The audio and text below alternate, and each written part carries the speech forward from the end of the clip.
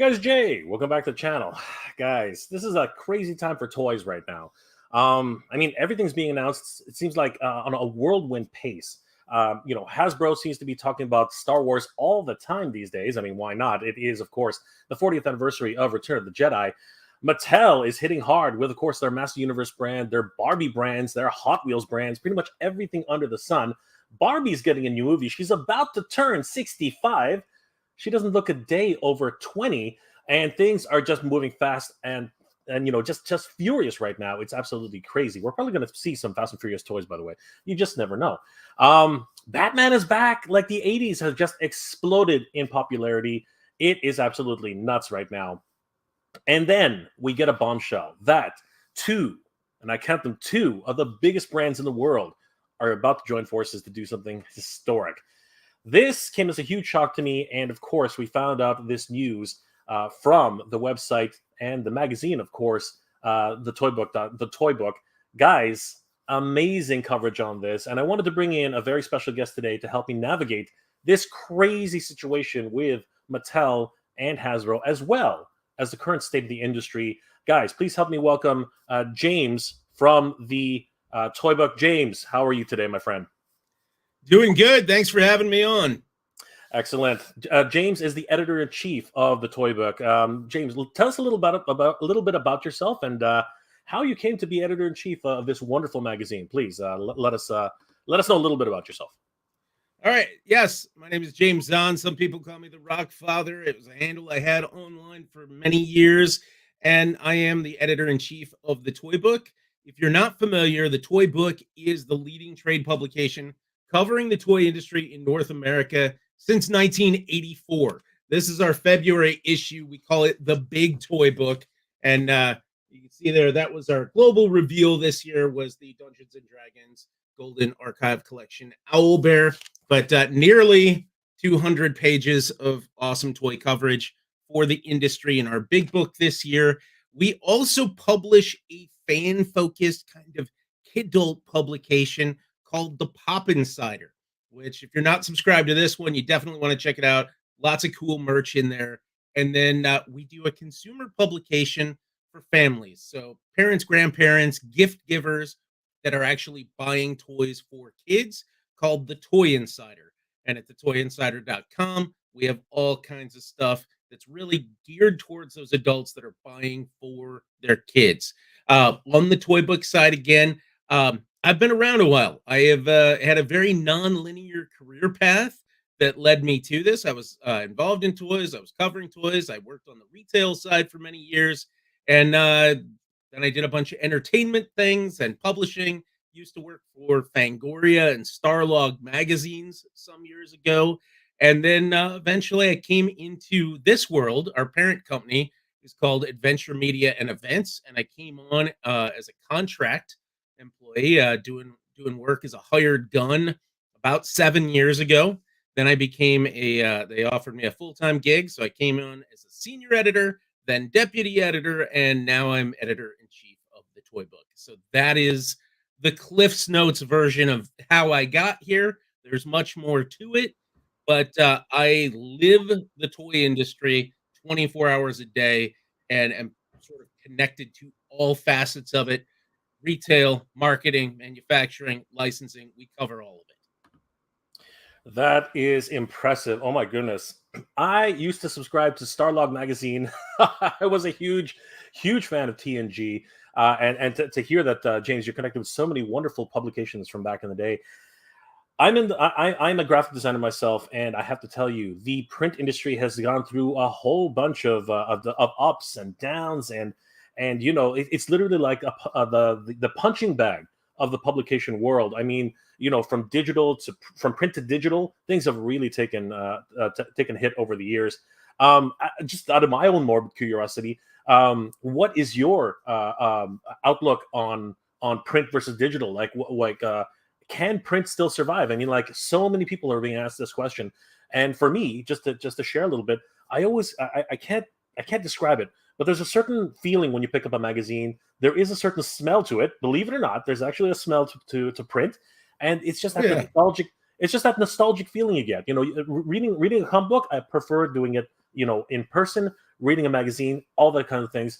What is your experience been with the print industry thus far, since you've been in it for such a long time? So, if you are producing a magazine specifically for consumers, it is very, very hard.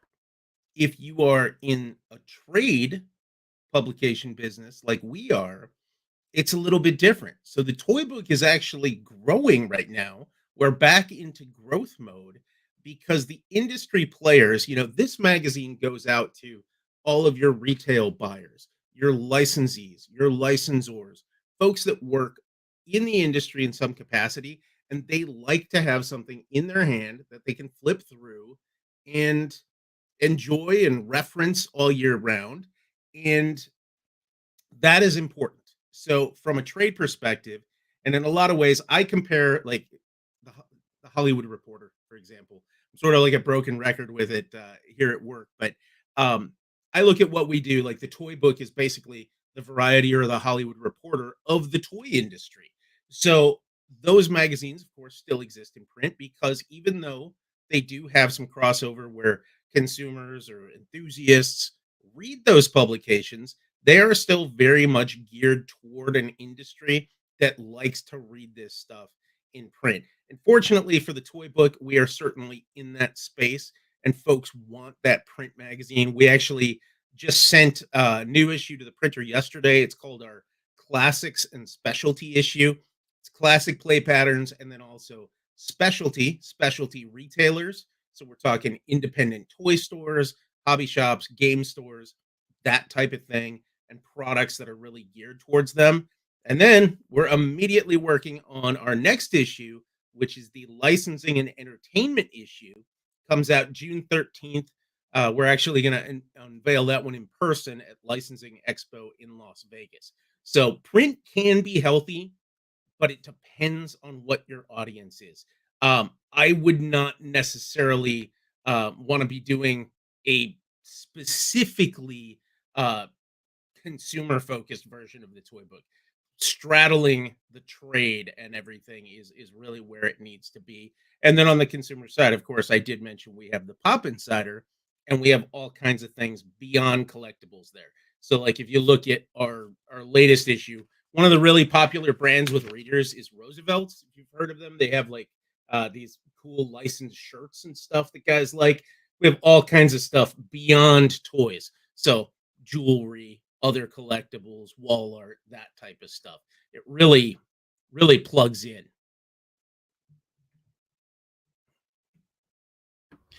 Excellent. The thing about me, since I do have a printing background and I've been in the industry for quite some time, mostly in the new home industry as well as the sports industry, I just seen the whole shift from digital from print to digital, and it's scary. It really is. I mean, like, at one point, baseball cards, hockey cards, all that stuff was on the fringe. It was about ready to die.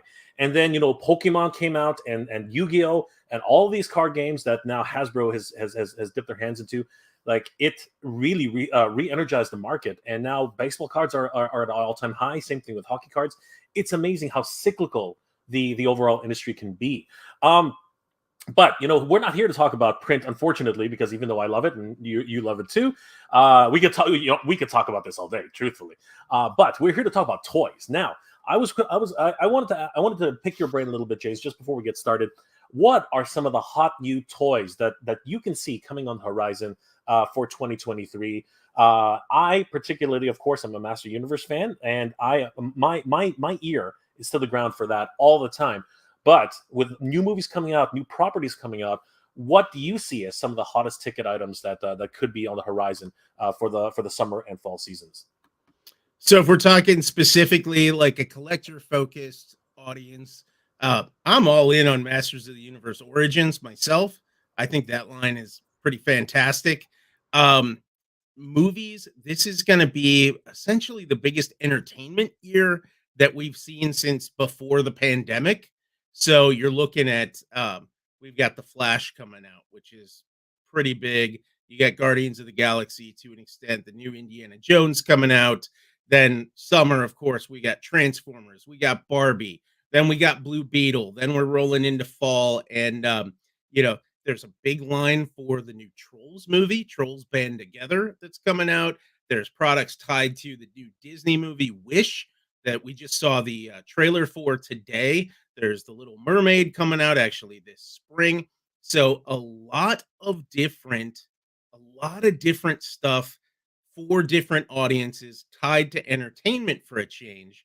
And we really haven't seen that amount of entertainment driven hype in the toy department since before the pandemic. So that is cool. One of the interesting things from the business perspective that a lot of people do not know about is that in the first quarter of this year, a lot of the major retailers did not really take on new lines in the way that they have in the past. There was so much inventory left over from last year's holiday season that they really had to just work through that inventory without going crazy on the clearance prices. So, odd mix of factors, supply chain issues still, consumer slowdown, of course, economy, all of that. Tons of inventory left over from last year. So, first quarter, very, very strange. This is going to be a very, very interesting year, as you said. And of course, you're a Master Universe fan. I'm a Master Universe fan. And then, of course, getting into the main topic of today, things just took a crazy turn. Did you see this coming, James? Did you know? Did anybody tell you on the inside? I mean, you must have rumblings being in the industry. This has come as a surprise that the Mattel and Hasbro, sort of had this little dance. They're courting each other. They've obviously had something going on behind the scenes. Was this a big surprise to you? And obviously, in terms of movie properties that we just touched on, I think that's one of the main reasons why they decided to do something like this. There's a Barbie movie coming out. There's a Transformers movie coming out. What led up to this huge historic thing? I mean, has this ever happened before? Have these two behemoths ever actually joined forces? What's your take on this? These two have not joined forces in this way before. They have joined forces with a lot of other toy makers. Like if you look at Hasbro, for example, they license out a ton of merchandise. So you get, and Mattel does it too. So like Super 7 did Masters of the Universe, but they also do G.I. Joe, that type of thing, licensing relationships, those happen. Now, between these two toy titans, no, it's a lot like Coke and Pepsi deciding to work together. You would say it's never going to happen. Well, that's sort of like what's happening here right now. Now, was I surprised? Not as much as some, and the reason for that is our publisher, Jackie Breyer, attended Spielwarenmesse, which is the huge international trade fair that takes place in Nuremberg, Germany, on the cusp of January, February every year. They were already showing some of the co-branded products behind the scenes. So it was all no pictures, NDA, can't talk about it. They existed. She saw them. So we knew something was going on. But at the end of the day, it's really just a no-brainer to give people what they want. And a game like Monopoly, for example, there are countless versions of that, some of which Hasbro makes in-house, some of which they farm out to another company called the OP, which used to be called USA Opoly, and they do all kinds of license crossovers. You can get LOL Surprise Monopoly, Squishmallows Monopoly, Super Mario Brothers, and then, Metallica, Britney Spears. You can get Monopoly, all of those. Conversely, Mattel has been doing the exact same thing with Uno for all of these years. There's hundreds, if not thousands, of different Uno decks you can get. So at the end of the day, what's out there that people really want? Maybe you want Barbie Monopoly. Maybe you want G.I. Joe Uno. That can only happen if they work together. So that's sort of where we're at. And I think the collaborative products that we're going to start seeing come out, I've seen some of the wish lists from people.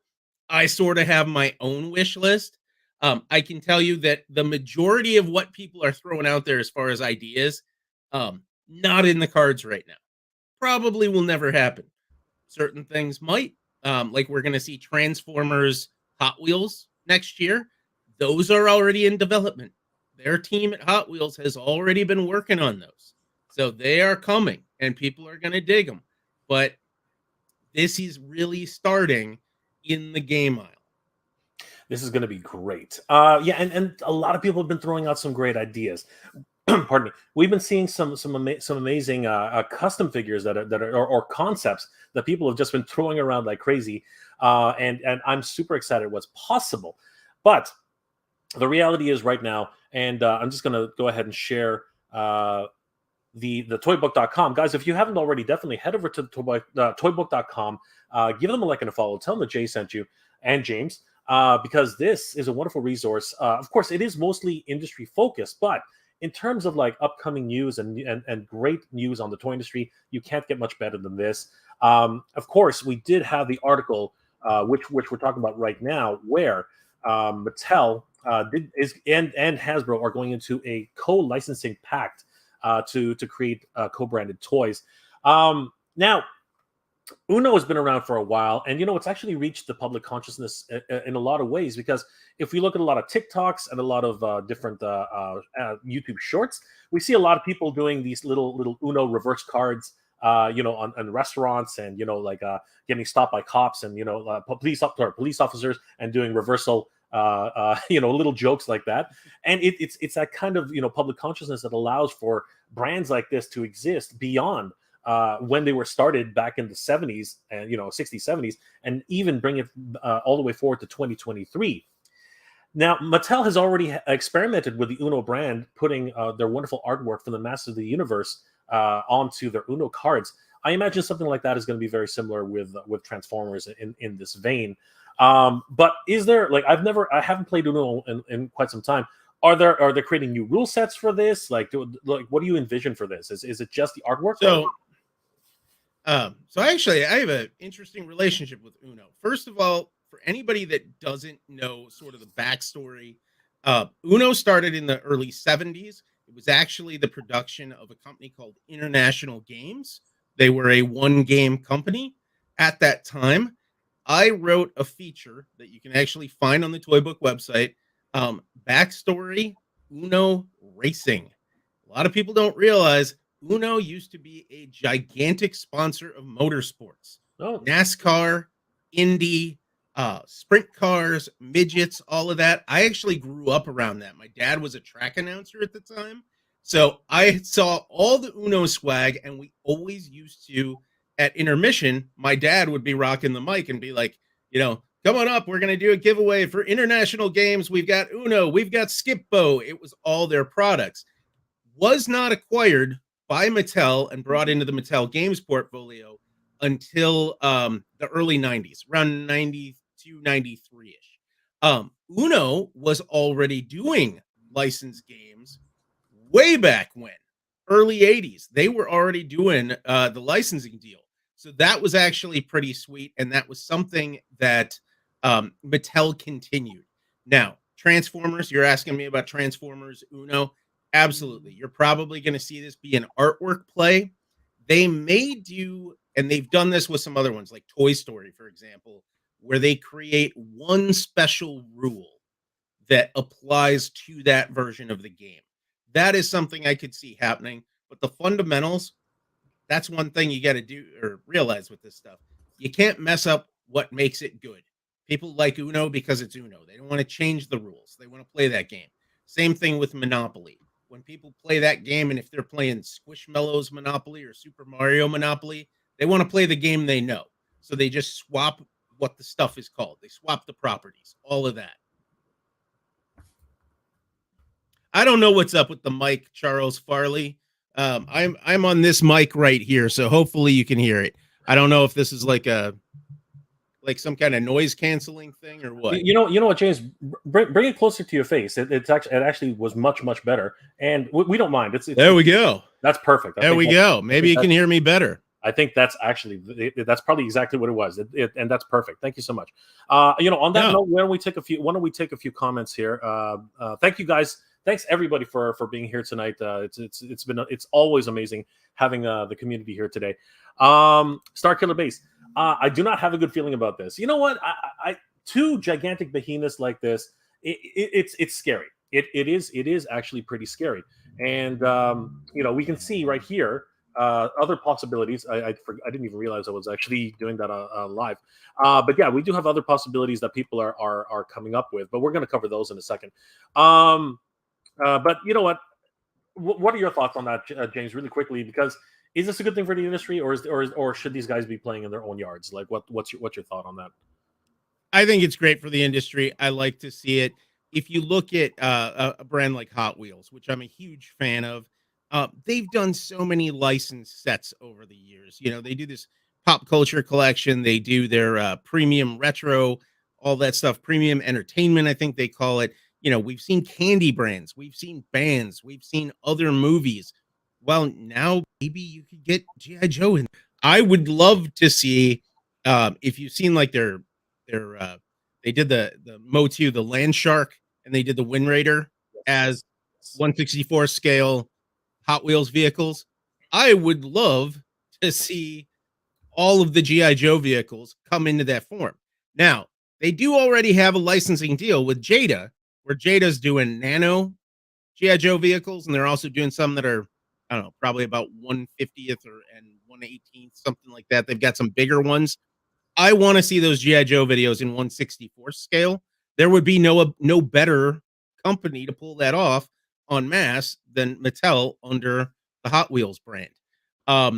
Conversely, there's all of these wish lists for mashup products that I don't think we're necessarily going to see in the toy aisle.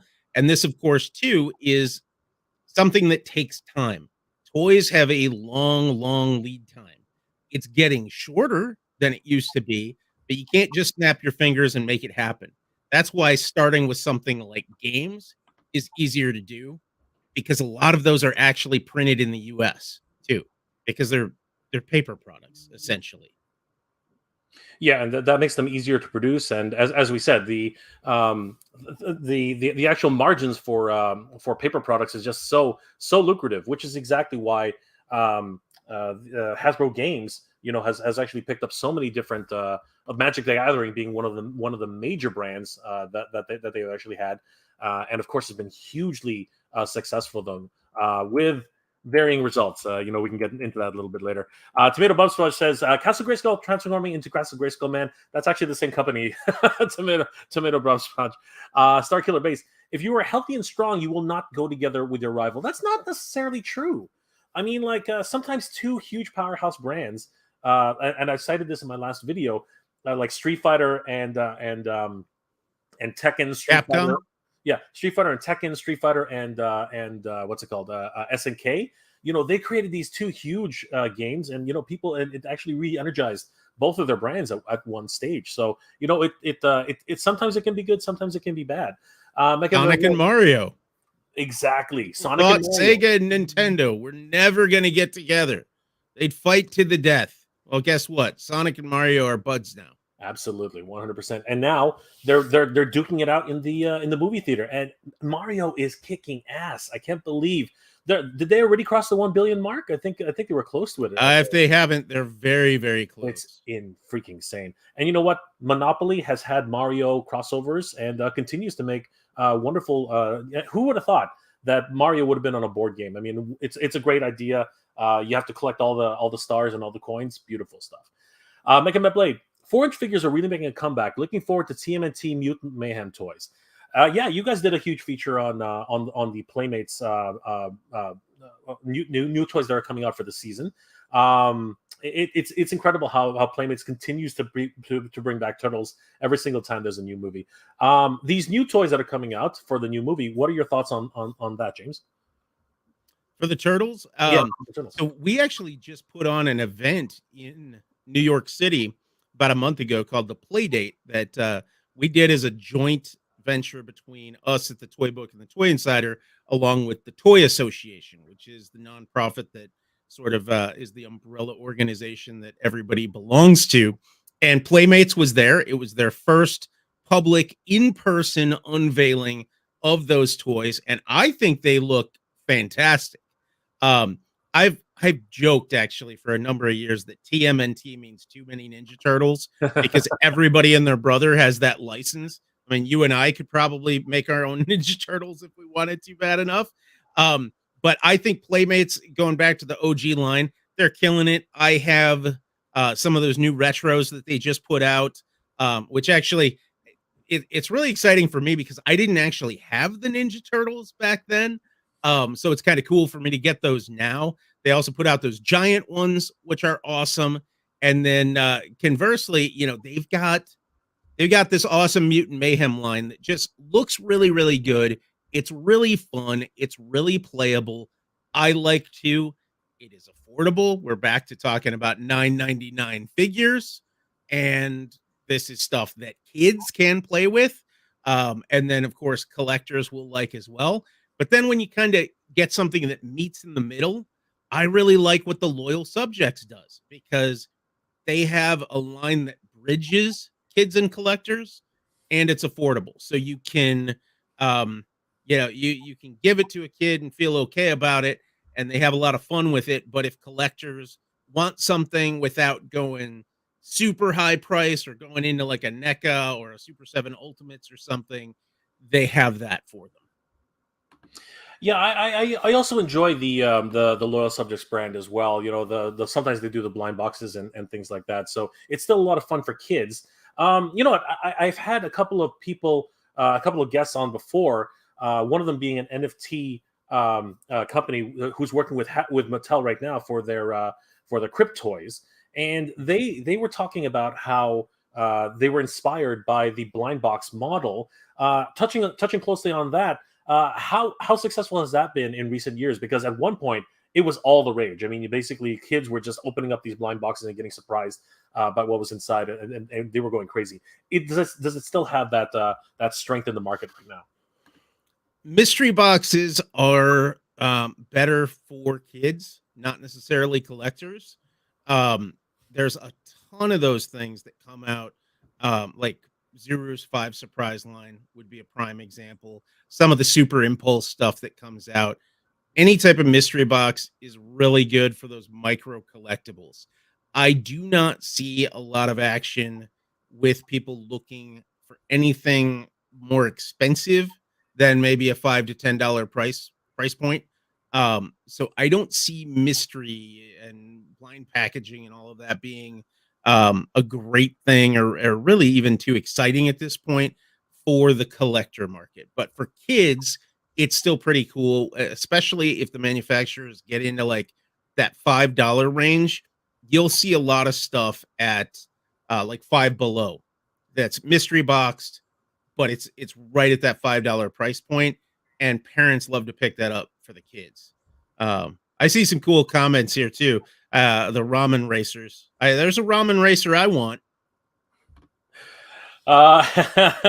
All right, we could talk. We definitely could talk about that. Star Killer Base didn't want HasLab, but I pre-ordered Ramen Racers 2 for the price of 1. We're going to save those small comments, and only because James sort of touched on it. I wasn't going to go there today, but we're definitely gonna touch a little bit on that because very exciting things happening in the industry as a whole. A couple of other comments here. Star Killer Base. NLW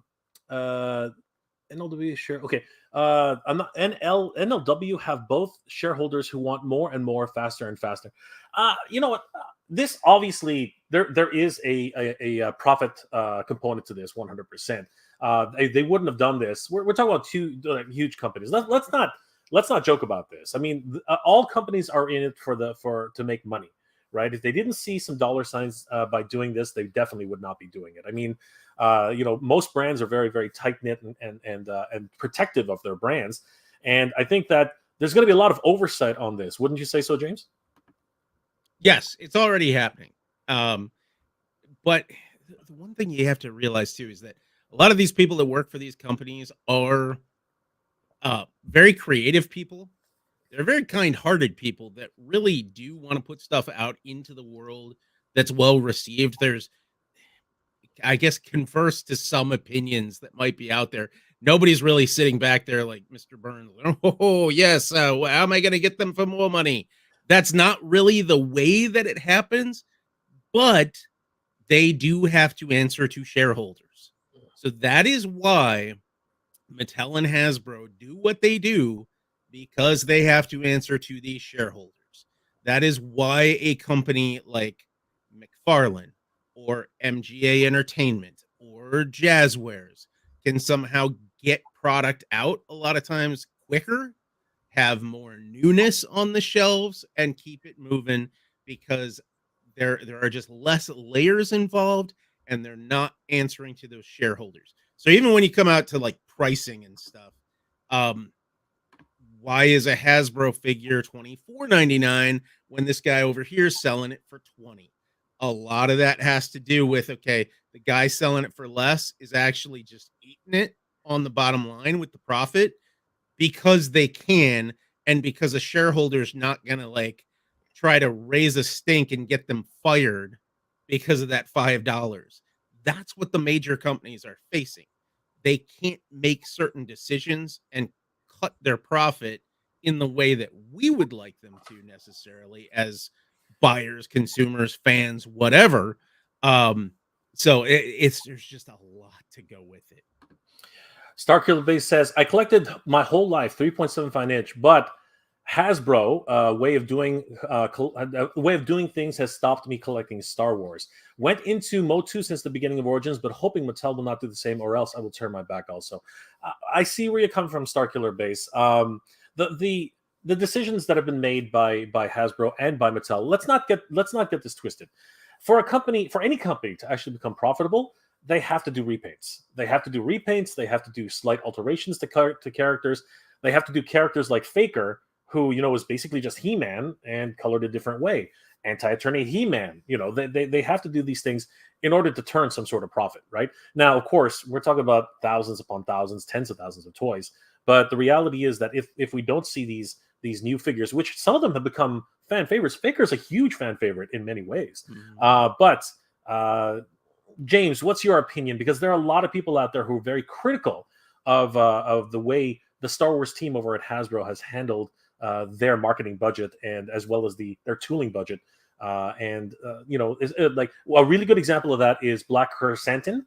I think that's really one where the first one was not what the expectation of the fans was, but the second one seems to be making fans fall in love with Star Wars all over again.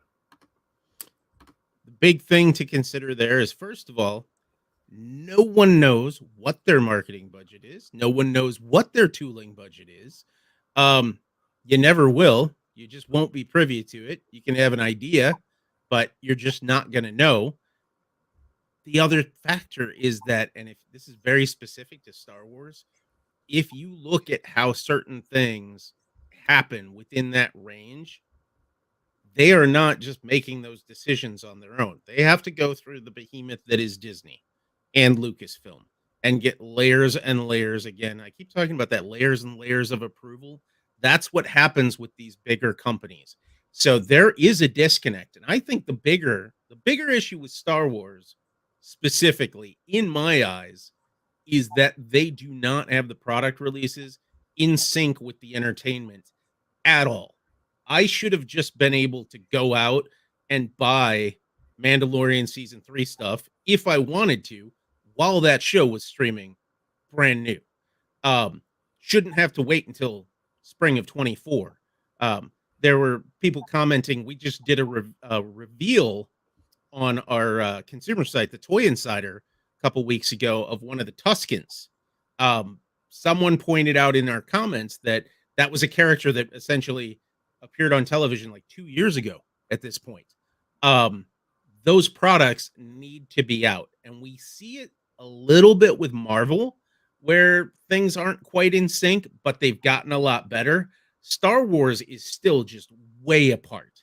And a lot of that has to do with the relationships between the companies, not necessarily these teams. And I'll just say right here too, because I see a lot of it.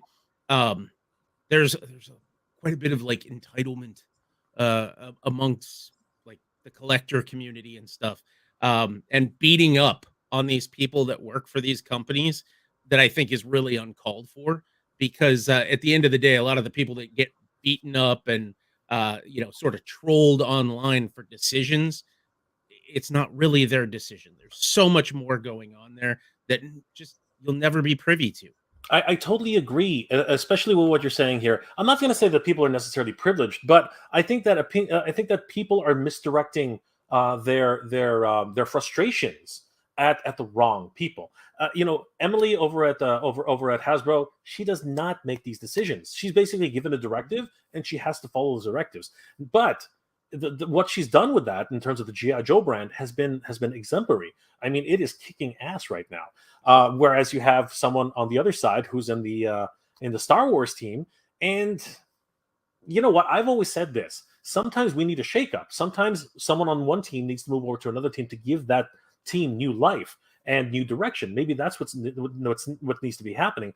But you shouldn't be blasting these people on Twitter. You shouldn't be blasting these people on Instagram and all the social media. These are just people. And you know what? Some people just need to chill sometimes, because really these people are just the face of Hasbro. They're not making the final decisions. As well put there, James. Interesting comment from Starkiller Base. Both Hasbro and Mattel shares are half of what they were, and numbers don't lie. You know what? We could talk about that all day long. Unfortunately, there have been a number of layoffs. There have been a lot of initiatives by corporate executives saying that they want to double their profits while keeping the same number of their audience intact. But you know what? Everything has its own reasons for doing that. But James, what's your take on that? Like, is that a fair assessment? Like, is it all about the almighty dollar for Hasbro and Mattel, and that's the reason why things are being cut and people are losing their jobs? Like, it's spacious. It's very, very spacious. The bigger picture here is that all of this has happened before. You can go through the pages of the toy book and find it's a very cyclical industry. You will find stuff from 5, 6, 7, 10 years ago, even longer.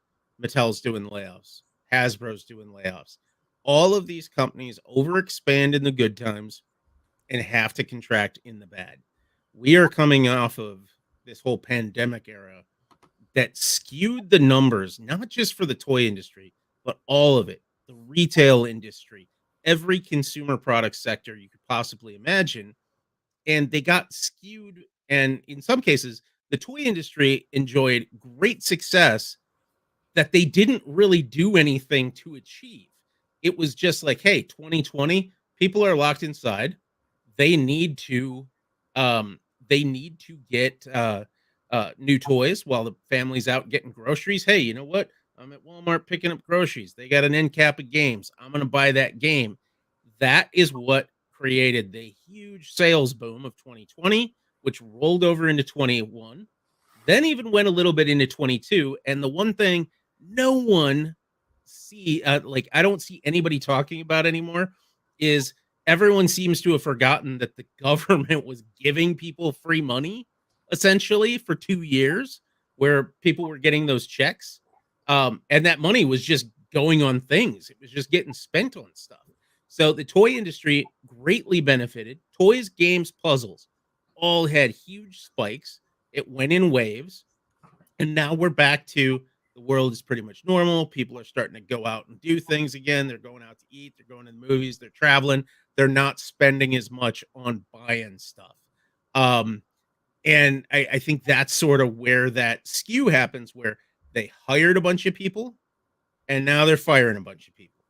And this has all happened before, maybe not at the same level because we didn't have a pandemic before. That's a wonderful point. Sorry, that's an interesting. I didn't mean wonderful point, but that is a very good point. Unfortunately, just like it is with seasonal hiring for like restaurants and for retail, unfortunately, when the season is over, things have to regulate back to where they were before, and you don't need all those people for that full-time position anymore. It is, no matter what, shocking, to see that especially the headlines and things like that. We're also seeing things from Funko, the dumping product. I keep saying 3 million. It was actually it was $30 million in product. Is that correct, James? Like, it was. That's another one too, that it just keeps getting misreported everywhere, and everybody just grabs the clickbait headline and goes with it. It's like it's all going to the landfill. That was the headline that I kept seeing. Yeah. because people took it out of context and didn't include the follow-up, which is that it's being recycled. I actually have video of some of it from when this happened the last time in 2019. It's in one of my articles at the Toy Book. I don't remember which one offhand, but it's in one of my articles. I have video of them destroying all those collector core boxes from 2019. So this has happened before, but they specifically said in that call that they were dealing with a very green third-party vendor to recycle this stuff. So they're going to keep as much of it as they can out of the landfill. Does it make it right? No, it does not. But to say, oh, it's all going to the landfill isn't actually true. Yeah, but here's the other thing. I do want to, not that I'm giving Funko a pass, but let's just be perfectly honest. This is a common practice in the industry. If you are holding on to too much merchandise and you cannot, and it's costing you more money to hold on to it than to dump it, or to destroy it, or to recycle it, whatever that may be, it happens all the time. And I mentioned this in my own live stream when I did this. If you would be appalled at how much food McDonald's throws away at the end of the night every day. We're talking about tons and tons of food at each at restaurants all over the country. And the reason they do that, and you know what, a lot of people are like, well, why don't you just give it to the homeless? Why don't you just donate to food banks? Somebody made a good point to me on the stream, saying that there are actually laws against doing that in certain states. That food cannot just be given to people because of health concerns, right? Because again, it's been out for a certain amount of time. People might get sick, they might die, and then McDonald's is liable for that product. It's their product, and that's actually the reason why it has to be dumped in a responsible manner, similar to what we're talking about here with Funko. And like James said, now with toys, especially licensed products, that's where it gets really tricky, because Funko can't just say, oh, I'm going to donate pallets of these to some organization.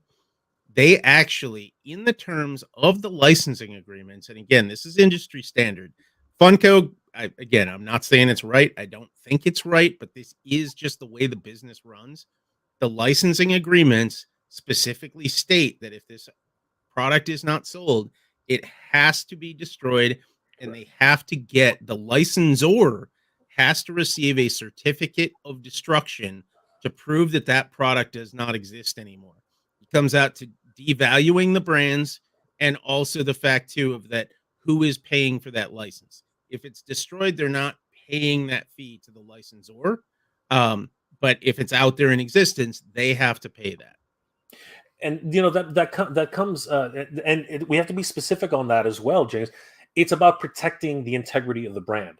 If the brand looks like it's not selling, right, to a certain degree, that really damages the brand as a whole. So if all of a sudden somebody took a photo and said, look at all of these, in that landfill, and they say, look at all of these Stranger Things pops that never got sold, all of a sudden people are like, oh, is Stranger Things not popular anymore? It starts this wave and this psychological thing.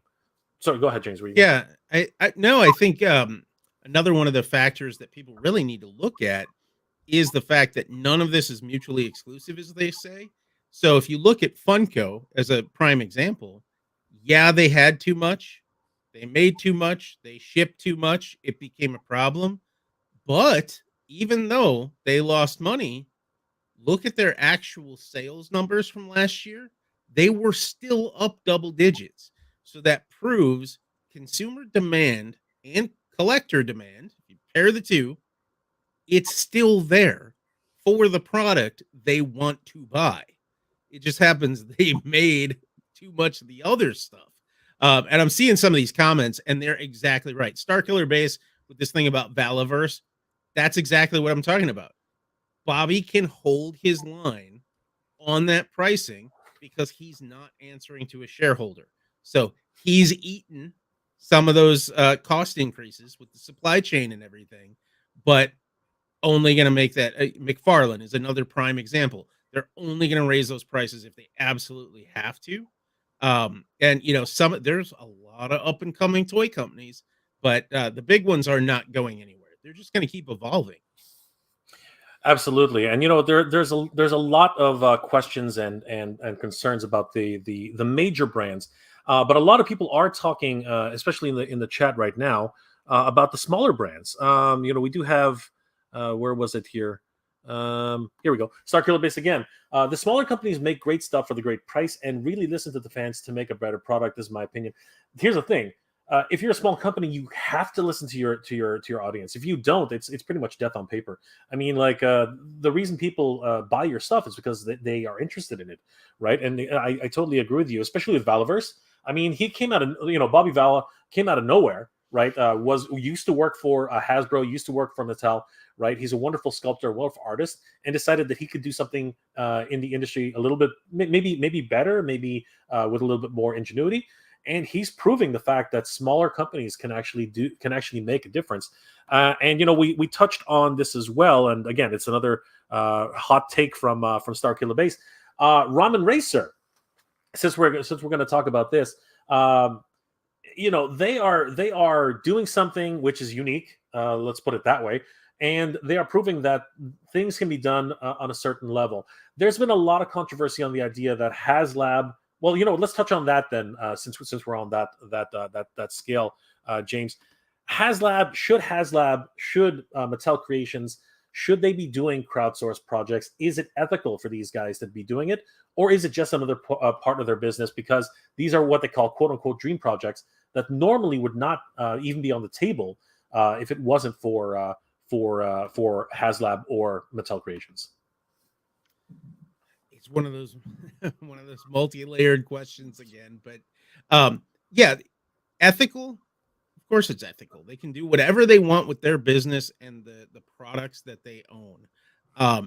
If an awesome crowdfunding project means that you're going to get something you wouldn't otherwise that you really want, absolutely, and that's why this works so perfectly.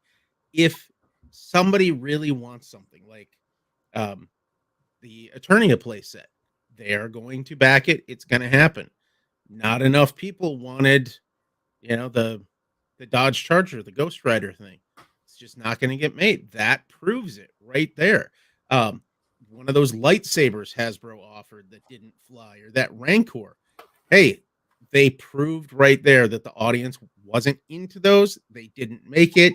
It still costs them a lot of money to develop these products that we're never going to see. But it does cut it out because we're not living in the same time that we were 40 years ago, where you could walk into a Toys R Us and find a 40-foot aisle of G.I. Joe with gigantic boxes of stuff on the shelf.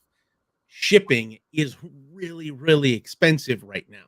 So the cost to move that stuff is just astronomical. And that's why you only see typically like a few really big items hit the action aisle every year, like a Ninja Turtle sewer layer or something like that. And they've gotten creative with how they make them to fit them in smaller boxes. But even look at some of the other aisles out there, like the Barbie Dream House and stuff like that, or the LOL Surprise House. It's sort of like every category has that one big item, and they can't really support more than that at retail. And this thing here, this Mecha Man Blade, they don't need crowdfunding. If one of their projects isn't back, they'll find another way to release them. They don't have to. And in a lot of cases, I don't think, can you give me an example of one that failed that they did release? I don't think that's happened. I believe they go into the archives and that's the end of it. And I've backed a couple of these. I did the Mandalorian, the ship, and the Razor Crest, and I did the G.I. Joe His Tank, which I'm really looking forward to. Well, okay, so it's funny you should mention that, because I do actually cite the second HasLab that was sorry. Nope, my bad. The third HasLab, because the second one completely failed. Nobody even talks. They've taken the second HasLab off of the site completely. Cookie Monster, may you rest in peace. Cookie Monster. I would have wanted that. Oh boy, oh boy, oh boy. I want that puppet. I want that puppet right here, right now. Unfortunately, he didn't make it. He's in the ether right now. Not even on the website anymore. However, and that's because Hasbro doesn't have the Sesame Street license anymore. Ah, there you go. Yeah, they're not allowed to show it anymore. It's with Just Play now. Got you. That makes a lot of sense. With the thing, but here's the thing: history, and just because it is, I will cite this as being the only HasLab that's actually had a second chance, and actually ended up funding, because I don't think they gave it enough time. But Unicron was dead in the water. And I backed it. But the first round of funding for Unicron did not happen. They actually had to extend it, and they extended it 4 months. Right? I remember, because I was at San Diego Comic-Con when I saw Unicron. I was so excited about it. It didn't hit its minimum goal. It was shy by about it made it 2/3 of the way. Did not make that last third, and then they extended it 4 months and blew that. I'm pretty sure they blew it out of the water, because they stopped counting it at one point. But, and this is just my theory, I'm not saying I know this 100%. I have a funny feeling that Hasbro was caught in a rock and a hard place at that point, because I'm pretty sure Takara was going to do it anyway, and it would have been one of those embarrassing moments where Takara ended up doing it. It would end up in Japan, and people would have just started importing it from Japan like they do for Masterpiece Transformers and such. And now, because HasLab put their face forward on this and said, we're going to support this and we're going to try and get it done, they basically extended it to 4 months, and it's never happened since. But that's just me being a conspiracy nut on that line. So I'm going to fill in the blank. Something, and I had no idea that you were going to mention this. Remember earlier in the call, I said that aside from the toy book, we also publish the Pop Insider. Pop Insider, yeah. New York Comic Con 2019. We had a Pop Insider booth. Hasbro asked us if they could put Unicron in our booth. They put Unicron in our booth at New York Comic Con for the last weekend of the campaign, and I believe we got 2,500 backers at our booth. That's excellent. So they did sort of like push it across the finish line, and it just so happened by accident you're talking to a guy that works for the company that they brought it to our booth. So if you look up online, if you Google it, I think we actually have pictures of it in a Flickr. There's video. I saw it. Like, a lot of people were. We had it at New York Comic Con. Hasbro actually put 2 glass cases in our booth, and they sent a guard to stand there with it. And they moved that. And Star Killer, thanks for the comment on the toy book. I really appreciate that. The next issue will not be as long, so it'll save your wife's printer a little bit. The new one we sent to the printer was 109 pages, I think, versus we were at about what were we, 160, or no, I'm sorry, we were at 268 pages for this one. So that's a lot of toys. It's a wonderful read, and you know what, guys, archive versions are interested in taking a look at the toy book. You can actually take a look at the PDF version, which is available to download. Of course, if you do subscribe to the toy book, you will get it, when it's actually published. And again, they've got a lot of great articles in here. Just looking at the index alone, you can see that it's chock full of amazing, question and answers for the industry, new and upcoming toys, new and upcoming featured toys from multiple companies, and of course, you can see all the great stuff being showcased by the advertising and everything that's coming, fast and furious stuff that I've never even heard of, to be perfectly honest. I didn't know there was a volcano playset from National Geographic. That's crazy. I did see those growing your own crystals though. That was really cool. I remember doing that when I was a very young kid, back in my grade school days. But yeah, a wonderful publication, bar none. As a matter of fact, this particular issue for Master Universe fans was instrumental for giving us hope. I like to call it. Because this particular issue, if it ever catches up to me, I don't know why it's just having a little bit of a lag here, but that was the issue. Actually, it just came back up. That was the issue where you had a small focus on the up and coming Masters. I'm just trying to find the page. I think it was 2 something. Let me just see if I can catch up here. I actually covered it in my video a little while ago. I left a comment on that video. I appreciated that. Yes, you did. And it was here it is. I found it. No, that's Construction Toys. It's back a little bit further back. I know it's around here somewhere. Anyway, yeah, I was super excited to find out about that article, and specifically for the Snake Mountain, which has just been announced. James, did you have an interview with Mattel on that? Like how did you guys get the scoop on that? Because no one else. Well, I was supposed to go to that Masters of the Universe 40th anniversary shindig that they had in El Segundo Yep. last fall. I actually got COVID and I didn't get to go. Oh, I'm But sorry. we work directly with all of these folks. So Mattel submits product for inclusion in the toy book. So does Hasbro. They do this all the time. And then they basically send us a list of new products, new photos, and we decide ultimately what's going to go in here. So the page you're looking for is page 118, which I'm 118. holding up here, which that one, we had Snake Mountain on there. We also had the Minecraft Creator Series Camp Enderwood, and then we had a Jurassic Park. But there's all kinds of stuff that shows up in the toy book. And sometimes there are things in the toy book that don't actually make it to retail. Because again, our primary purpose, I was going to say focus and purpose, and I said focus. Our primary focus is getting in front of retailers to get them hyped up about these products. So, as far as I'm concerned, this did its job because we 100%. got the Snake Mountain coming across the finish line and coming to retail this year. Absolutely, JG. Thank you for the $1 super sticker, my friend. You're amazing. But this article gave so much of us in the Master Universe fandom hope, because a lot of us were thinking 120 retail. You know what I mean? We were thinking plus 100. And with this article stating that it was MSRP $79.99, most of us, it blew our minds, because we were like, oh my god, it's sub 100. This is going to be amazing. And then Tuesday,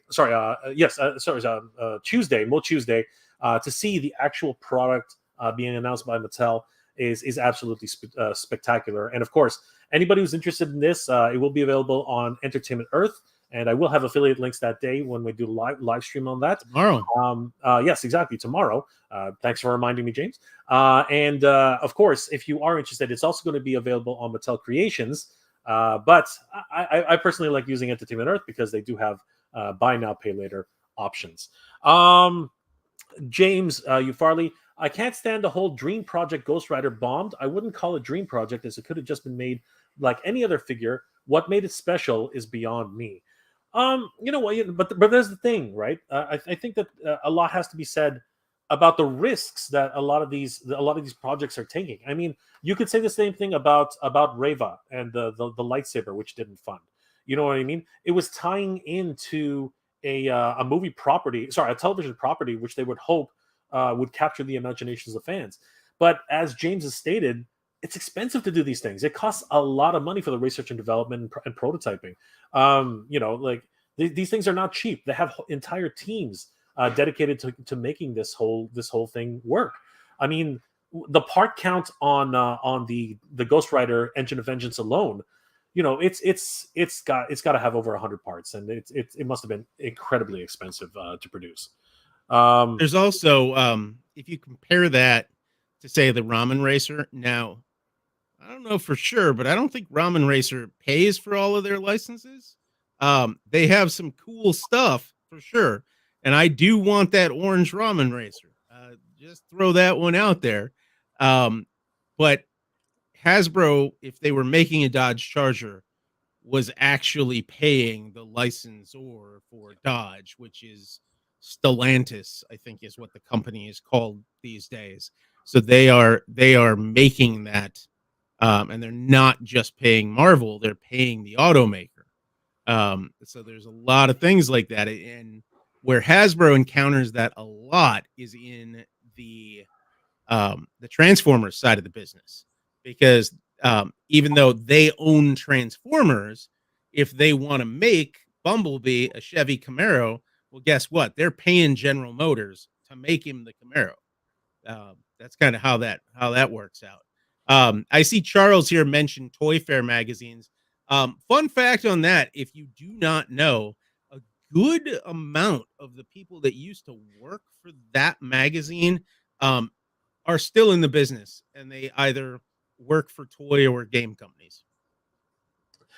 It's, you know what, here's the thing about the print industry. It's actually quite small, because we're all very specialized, you know what I mean, and a lot of the writers can collaborate with each other, and you can see that in the articles that they actually help to make.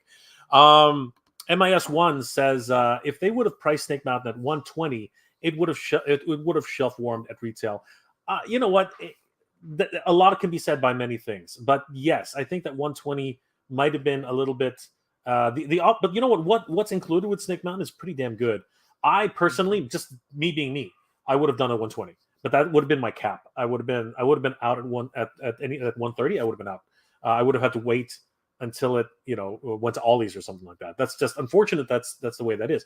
But the move that they've made to make it $80, literally the same price as Castle Grayskull, I think it's a masterstroke. I think that the two accompanying pieces that have to be together, they did what they had to do to get that done. It's an incredible move in my. I don't know for sure on this, but I can tell you too.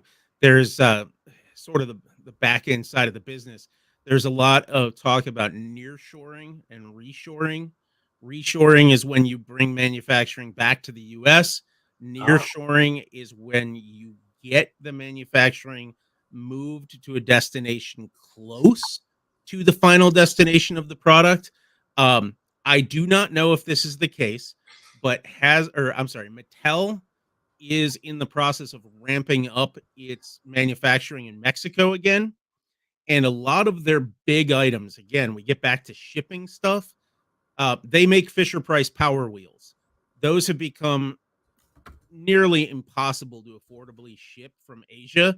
So like those are actually coming out of Mexico right now. Same thing, Barbie Dream House, big box. You can only fit so many in a container. Those are coming out of Mexico right now. So it is possible that they might be doing Snake Mountain there, but I do not know that for sure. So I can't definitively say that, but maybe that's some of the pricing. Maybe some of it's coming there. Lego's building a factory. They just broke ground in something like Chesterfield County, Virginia. It's going to open in 2026. You know what? I've heard the same rumors that, and it actually had more to do with more, forgive the term, more important, manufacturing like electronics and pharmaceuticals. I think that there is a need for the essentials to come back into the North America, manufacturing space, because if something were to happen, if we were somehow cut off from China or from India or from any of the other overseas manufacturers, we need to have some sort of manufacturing here. And we've had wonderful manufacturing deals with Mexico and even up here in Canada, right? A lot of cars are manufactured here, which are shipped to the United States. So in my opinion, there is a need for local manufacturing. LMF Figure Files, good friend of the channel. I wish I could afford or have the space for Motu Classics, Grayskull and Snake Mountain, brother. I talk about it all the time. This thing is just it takes up its own corner in the house. I mean, like it's ridiculous, but it's beautiful and I love it. I can't say no to it. It's just absolutely crazy. But aren't we so glad that the newer versions for Origins have come into play? Thor 2941 Risk. Hasbro is a multi-billion-dollar company, Jay, so it's our fault they overcharged on the Ghost Rider vehicle that nobody asked for. That's not what anybody's saying, Thor. That's not what we're saying. That's not what we're saying at all. What we're saying is that people are choosing with their wallets, and that's exactly what happened. They decided not to fund it, and now other companies who are doing it or bring it out one way or another are able to do it, and are showcasing that things can be done in a certain light. But we are bringing up the point. James brought up the point that Robin, who has done licensing in the past, they have actually made deals with companies. We do know this. This one is their project, and I'm going to leave it that in that particular format. And they're doing what they need to do to get it out. So the thing is that it's gotten a lot of attention from the fan community, and it seems as if it's going to become a success. Now, oftentimes, and I will say it this way, smaller companies sometimes to get attention will do some outrageous things to actually showcase to other companies that, hey, we're a player in this market, and maybe, as we talked about with Mattel and with Hasbro, maybe you want to consider partnering up with us for the next time as well, because we can make this happen. Our thoughts on that, James? Like, is this a play by Ramen to actually get the attention of a bigger partner, maybe even somebody who can help bankroll something like that? I don't necessarily think so. I think they're doing some good stuff. I mean, we see what they're doing with like their alternate Motu heads, and they have that I forgot what they're calling it, but it's not mask. Let's put it that way. Um, it's very cool. They are doing some cool stuff, and I know that those folks have done work for other people um, in the past, and I'm sure they will in the future. So they're doing good stuff. But I would say they're operating in a gray area. We have not necessarily covered their product in the pages of the toy book because it's not sold through traditional retail channels here in North America, the way our readership, sort of skews. Um, I wanted to touch on one more thing that's interesting to many of us. Are you okay for time, James? I just wanted to make sure that Yeah, I've got a few. Okay. So Nobody's yelling at me yet. Let's put it that way. all right. So let's touch on this last subject, because honestly, I think a lot of people are interested in this. The oopsie. As we're talking about crowdsourcing, there are a lot of wonderful crowdsourced projects on Kickstarter as we speak. And for smaller companies who are just making their mark, this can be an incredibly wonderful opportunity for several ones. We just talked about Bobby Valla. Kickstarter and Indiegogo is where he made his mark, able to create Valaverse there. Here we have the Armies of Ashmore, which just started their campaign, and they're already up to 90,000. This is Canadian, by the way. $90,060. It was just 89,000 a few seconds ago, and they need their goal of $148,912 Canadian. And this is a wonderful campaign. I believe that the Four Horsemen are involved in this one, particularly. We also have the Savage Crucible, which did actually make its funding of. Actually blew out its funding. Originally, it doesn't actually say here, but they made $600,453 to bring Savage Crucible to life, which is absolutely insane. RoboSkull did very much the same thing.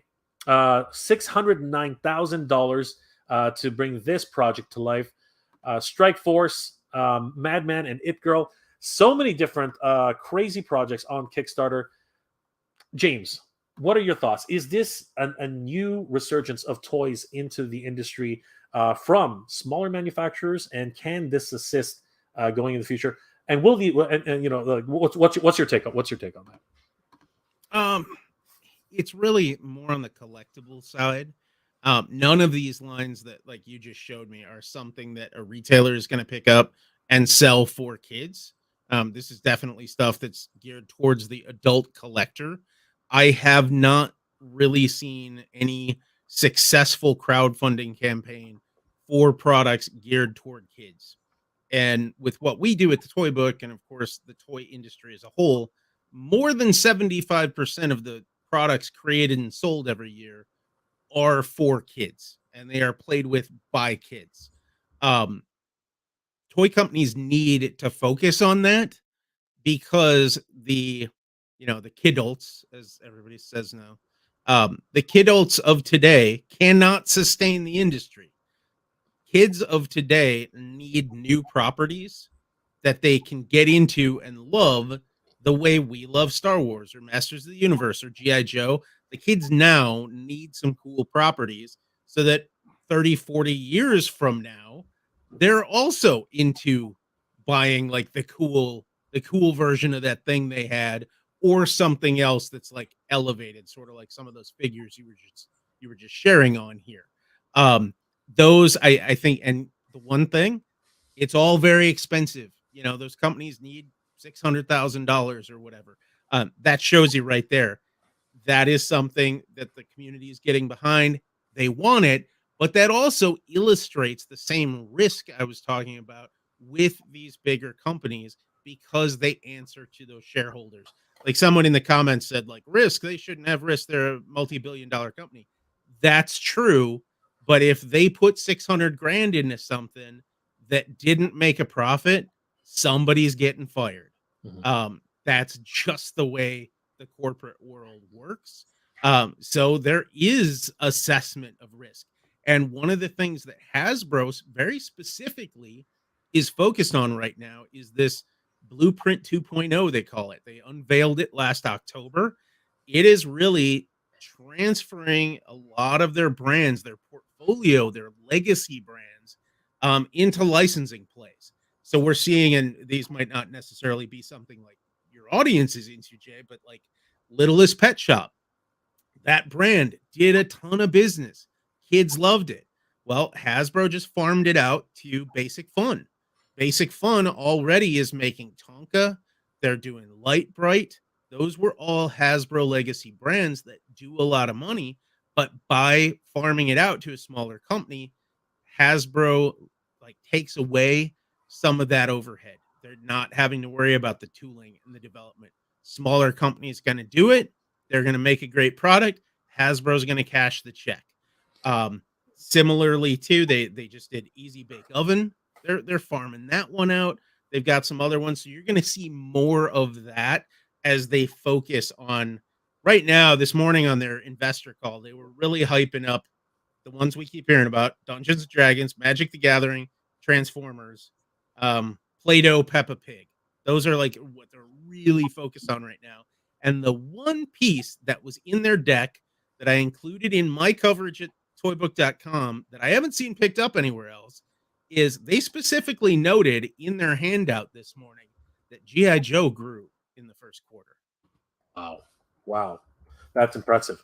And you know what? Here's the thing about what you just said, which to me really drives the point home in many respects, because I get this comment all the time. I always get this comment, and I have to say it makes no sense to me. Every now and then I'll get a comment that says, "Oh, if Hasbro would just if Hasbro would just if Hasbro and Mattel would just concentrate on adult collectible lines, they would rescue the industry." That is not possible. That is not possible. I've mentioned this multiple times. We up here in Canada are so fortunate enough to actually have Toys R Us. We really, really are. When I walk around Toys R Us, how much of the action figure aisle, the GI Joes, the Marvel Legends, all those adult oriented brands, how much of a section of Toys R Us here in Canada do you think is still dedicated to that? James, you want to take a quick guess? Because I'm pretty sure you will. I would guess an aisle or two, maybe a little section when you walk in the door. Okay, let's take a quick trip through one of the Toys R Us up here in Canada. This is up in Brampton, Ontario. Again, huge store. This basically, if you, I'm just going to fast forward here, but if you take a look at this, the first aisle you see are games. That's the first thing that happens when you walk into Toys R Us. Then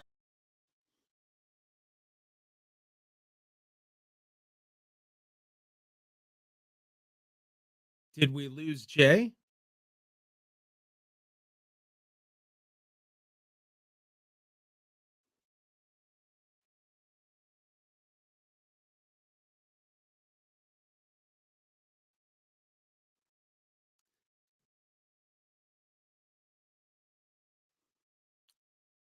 So if anybody can hear me, throw a shout out in the comments. I think that I'm somehow by myself and the actual host of this show is gone. So yes, allow me to keep you entertained while Jay comes back here. I don't know how he killed his feed, but yes, Dave, not all adult collectors. That is exactly correct. These stores have to cater to everyone, and the manufacturers have to cater to everyone. All right, if I'm in charge now, what do you guys want to know? There he is. I got cut off. There he somehow. is. I got cut off somehow. I was taking it off. I'm telling you, this stream has been wonky. It has These been. people, these people want us to talk about Pinkertons. But, oh, okay. So what I said about G.I. Joes, this was sort of buried in Hasbro's presentations this morning. They send out every time they do earnings. So they have their earnings release, they have an earnings presentation, and they do an earnings call. In the deck that they sent with, they specifically said that G.I. Joe grew in the first quarter of this year, which is awesome considering the fact that Hasbro was down 14% in the first quarter and their consumer products revenue, which is toys, was down 21%, but G.I. Joe actually grew. Wow. So, and I love the classified line. I'm not a big 6-inch guy. I love 3 3/4. That's my thing. But I love the classified line. So classified is awesome. Fortunately, I am not a completist. There's certain things I can't find and I just don't get them. I tend to not hunt for them. I get what I can that I really dig. But on your note about Toys R Us, so interesting sidebar here for the States that's very timely. The ownership of Toys R Us Canada also owns FYE here in the States. Really? They also own Everest Toys, which is a distributor. They are opening a new store concept here in the US that started with 3 stores on the East Coast last year called Alex Baby and Toy. But here I'm in the Chicagoland area in Schaumburg, Illinois. They are in soft opening phase right now for a store just called Alex Toys. It is in a former Tower Records location. Oh, wow. The grand opening is next weekend, the 5th through the 7th. They are positioning that new store concept as being very similar to what Toys R Us used to be. So they not only have the toys you would expect, they have a ton of collectibles. And if you go to toybook.com right now, one of the stories on the front page is about the grand opening of Alex Toys. And there is a shot in there of the Super 7 fixture that they have put in that store. That is the first time. Yeah, I don't know what's up with this audio, Eric. Sorry. I've got a microphone here. I can't. I think it might be. This happened to me once. I think it might be that your earbuds are also broadcasting the mic, and it's actually they're both almost canceling each other out. But you talked about this article here. Where can I find that article? Is it under news? Go ahead and scroll down. This one, Alex Toys. Yep. So, guys, if you are in the Chicagoland area, definitely go check out the Alex Toys party. I will actually, I'll also put a link in the description. So go ahead and scroll down. Let me know if my audio just changed at all, because I just changed a setting on StreamYard. But that's a Super 7 fixture. Honestly, James, it's much better now. Is it better now? It's much better now, actually. That's not my normal. I do a lot of TV. From this office using this same setup and don't run into a problem. StreamYard has not been playing nice today. I just checked this. There was a box on here that says adjust mic volume and I unchecked it. So hopefully that works. Wow, that's apologies, guys. That's yes. So Alex Toys has like the stuff Toys R Us used to have that we just haven't had here in a while. Like they've got bikes and big Power Wheels and play sets and stuff like that. But I'm going to go down there. I'm going to go down there next Friday and see this in person. But they are definitely putting that in there. So this question here from Honor Guard. So the Sesame Street license is owned by Sesame Workshop, the nonprofit that controls Sesame Street. But they license that out to other people. So, of course, Super 7 does have the collector range right now, but Just Play is making the toys for kids. Like they just came out with Dino Stomp Elmo, which is a lot of fun. If you got preschoolers around, Dino Stomp Elmo is definitely something to check out. So this is just interesting here because back on the Alex Toys thing, the folks that are running this new store concept. So this will be store number 4 for them.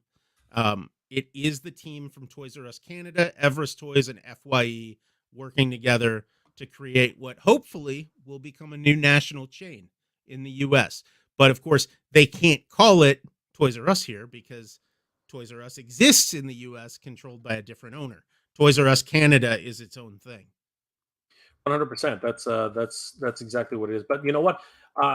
As you said, we have a very similar. And here's the funny thing about this: we have a very similar aisle for Super 7. It's not branded Super 7, but the way it's actually organized and everything, we do actually have displays similar to this up here in Canada. So it at Toys R Us. So yes, that's going to be hugely exciting. But circling back to what I was going to say, because before I got cut off by the Pinkertons, apparently, I was going to say that the actual number of aisles that we have in Toys R Us for action figures is about 4.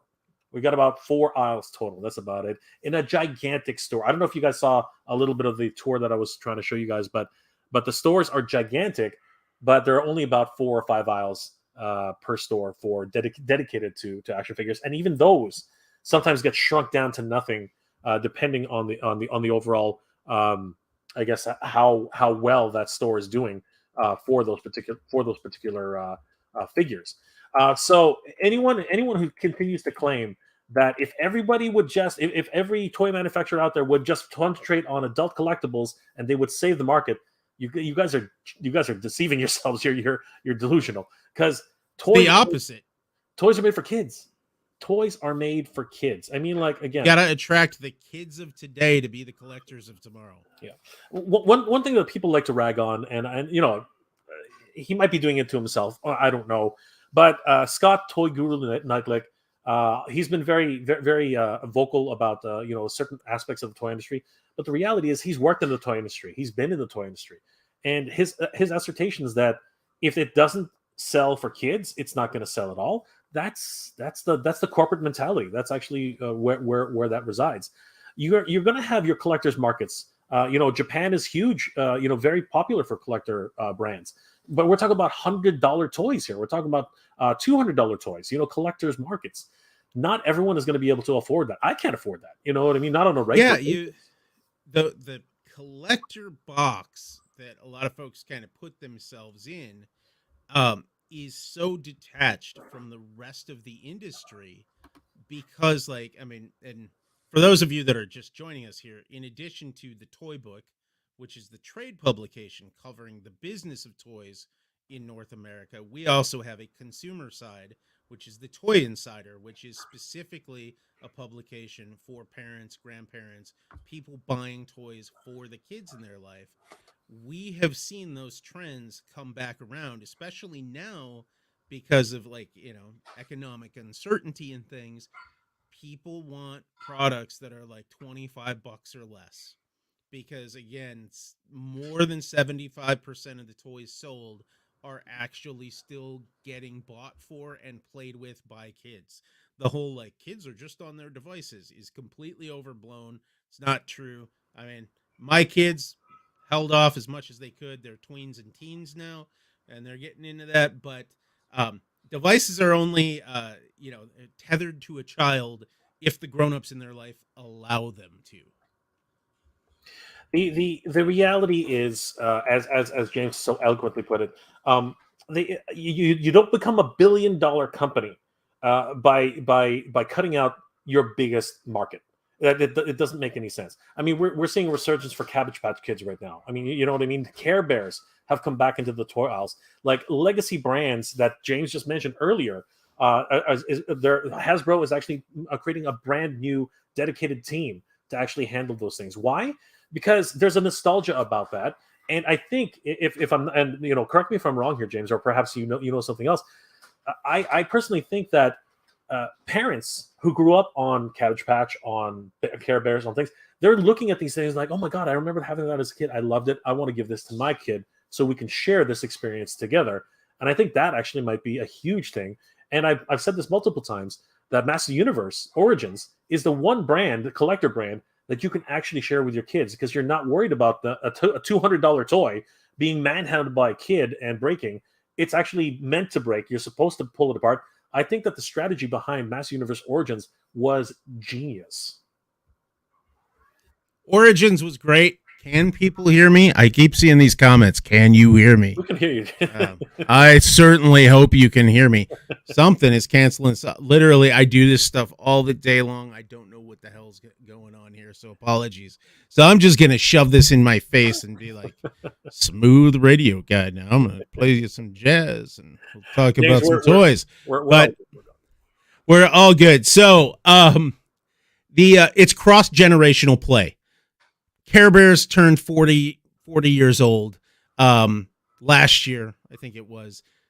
Cabbage Patch Kids, the craze of 1983 is going to be 40 years ago this November, coming up. So those are all things. And of course, Masters of the Universe, again, last year, 40th anniversary there. This year, 40th anniversary, Return of the Jedi. Everything is 40s.